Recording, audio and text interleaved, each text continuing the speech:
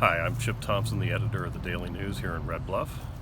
We're here to talk today about the shooting in Rancho Tehama that took place in November, in which 5 people were killed. The incident began unfolding early in the morning on a Tuesday. I was at home. I got a text from one of my reporters letting me know that she had heard about it, and I sent her on her way to Rancho Tehama, which takes about 30 to 40 minutes to get to. I headed into the office while she was on her way to Rancho Tehama. Because of our proximity to the incident, we were able to get there before any other news organizations and start getting reports out through Twitter and on our website. So I had just woken up shortly before the incident took place, and about 4 minutes after it took place, one of my contacts that I've made contacted me and said that there had been a shooting. So I immediately got up, turned on my scanner and listened, and as soon as I heard that there was a lockdown and they listed about 3 to 4 areas separate, like way far away from each other, that had victims with gunshots, some of them multiple victims with gunshots, I knew something was up and pretty much threw my sweater on over my shirt and took off. So I headed out to Rancho Tehama, and on the way I actually got a couple different phone calls from people wanting to know if I was headed out there and making sure I was safe and don't get in too far where you're not supposed to be. The typical parent-neighbor calls. I got out there, I was the second reporter on scene, and when I got up there, the tape was not actually up yet restricting us from the area. They just had the presence of law enforcement and tape around a vehicle. We did have a very short press conference with Phil Johnston prior to him taking off for a little bit and then putting up the tape.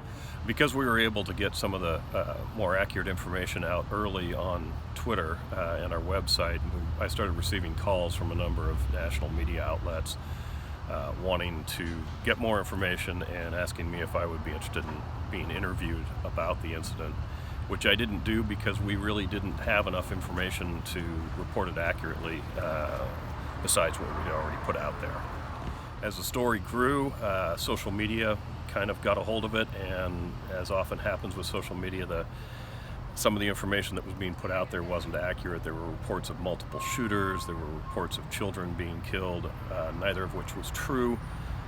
So our job shifted a little bit into quelling some of those rumors and making sure that we were putting out only the information we could verify with law enforcement.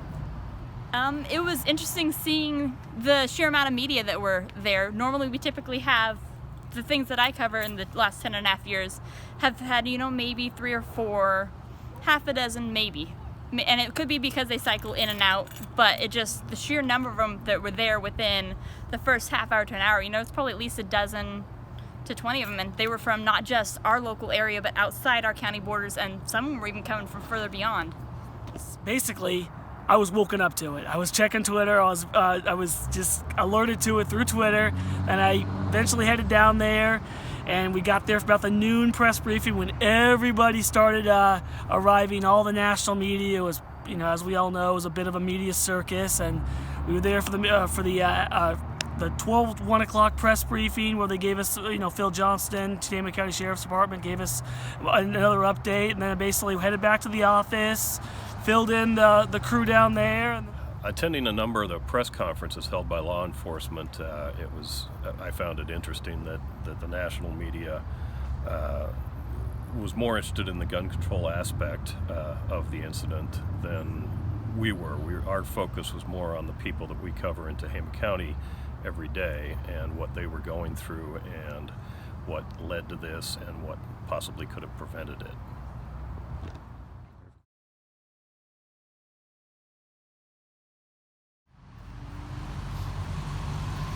Another story I did a couple days later was I interviewed Vern Wilson, owner and broker of Camelot Properties. He's been in Rancho Tehama for 21 years, and his business was turned into the command center that day, Tuesday. So he was shut down for 2 days. He came back on Thursday, and I interviewed him that day, and he talked about the experience and how Rancho Tehama is a pretty quiet place usually, but this could happen anywhere, as we've seen, all around the country. Mass shootings are unfortunately becoming the norm, and it's happening everywhere. And he says, we'll bounce back. This town will bounce back. We rally together, and through all our support in our community, we're gonna get through this eventually. Comfort kits that were put together by one of our local, just random group of citizens that came together.